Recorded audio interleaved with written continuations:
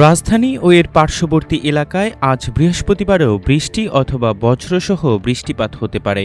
এ সময় আকাশ আংশিক মেঘলা থেকে অস্থায়ীভাবে মেঘলা থাকতে পারে।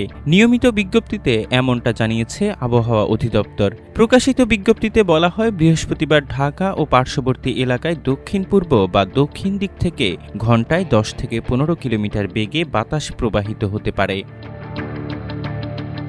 ঢাকায় বৃহস্পতিবার সকাল 6টায় তাপমাত্রা ছিল 26.8 ডিগ্রি সেলসিয়াস। এ সময় বাতাসে আর্দ্রতার পরিমাণ ছিল 98%। আজকের সর্বনিম্ন তাপমাত্রা ছিল 26.6 ডিগ্রি সেলসিয়াস। গতকালের সর্বোচ্চ তাপমাত্রা ছিল 34.3 ডিগ্রি সেলসিয়াস। গত 24 ঘন্টায় ঢাকায় বৃষ্টিপাতের পরিমাণ ছিল 23 মিলিমিটার। আবহাওয়া অধিদপ্তরের 120 ঘণ্টার পূর্বাভাসে বলা হয়েছে, বৃহস্পতিবার খুলনা, বরিশাল ও চট্টগ্রাম বিভাগের কিছু কিছু জায়গায় এবং রংপুর, রাজশাহী, ঢাকা, ময়মনসিংহ ও সিলেট বিভাগের 2-1 জায়গায় অস্থায়ীভাবে দমকা হাওয়াসহ হালকা থেকে মাঝারি ধরনের বৃষ্টি অথবা বজ্রসহ বৃষ্টিপাত হতে পারে। সেই সঙ্গে সারা দেশের কোথাও কোথাও মাঝারি ধরনের ভারী বর্ষণ হতে পারে। এ সময় সারা দেশে দিন এবং রাতের তাপমাত্রা সামান্য বাড়তে পারে।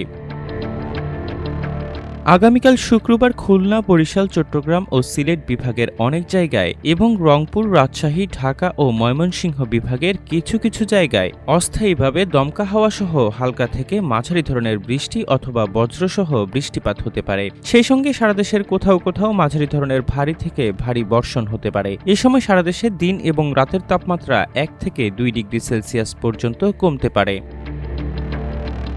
পূর্বাভাসে বলা হয়, উত্তর পশ্চিম বঙ্গোপসাগর ও তৎসংলগ্ন উপকূলীয় এলাকায় অবস্থানরত লঘুচাপটি বর্তমানে উত্তর পশ্চিম বঙ্গোপসাগর ও তৎসংলগ্ন উড়িষ্যা উপকূলীয় এলাকায় অবস্থান করছে।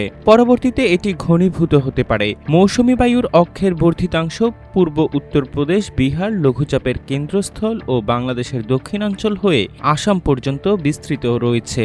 মৌসুমী বায়ু বাংলাদেশের উপর কম সক্রিয় এবং উত্তর বঙ্গোপসাগরে মাঝারি অবস্থায় রয়েছে। এ সময় দেশের অভ্যন্তরীণ নদীবন্দরসমূহের জন্য কোনো সতর্ক সংকেত দেখানোর প্রয়োজন নেই বলেও জানানো হয়েছে।